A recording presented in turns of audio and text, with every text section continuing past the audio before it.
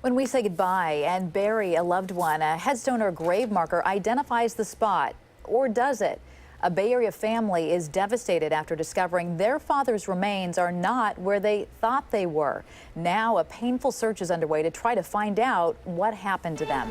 That is the focus of tonight's special report. Hi, Daddy. Hey, Grandpa.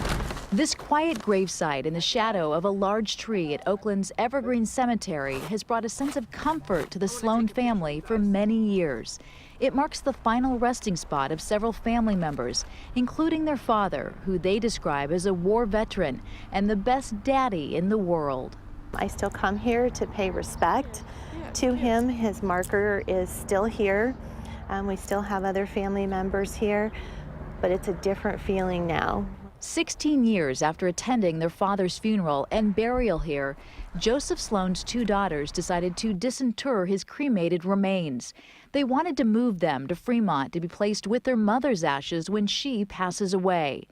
The daughters say they were always a close-knit family who enjoyed big family gatherings, and they want it to remain that way for eternity. They notified Evergreen Cemetery and told the funeral director they wanted a family member present for their father's disinterment. But when Karen showed up at the cemetery's office to sign some paperwork, she says she was shocked to learn the disinterment had already taken place. There were massive amounts of dirt. Our grave had been disrupted. The headstones had been moved.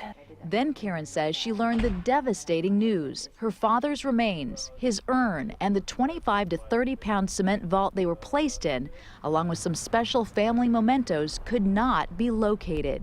I never imagined in a million years that he was not there. Buck Camphausen is the cemetery's owner. In 50 years, I personally have never seen this. Camphausen says they began the disinterment because the Sloans never gave written notification they wanted to be present. If they had said they wanted to be here, then we would have waited till the family to be here. When the cemetery determined Joseph Sloan's vault wasn't where it was indicated on the map, Camphausen says he ordered a thorough search of a wider area surrounding the gravesite. Workers set up a grid pattern to probe the ground for the missing vault. No other cremains in this area, as far as we know, has been disturbed. Just this one. While Camphausen can't explain what happened to the missing vault, he also dispels any notion grave robbers could be to blame. And he says since the Sloan burial site is located right next to the office window, if it had been disturbed, someone would have noticed. There has to be a motive. We have no motive. There's nothing for us to gain.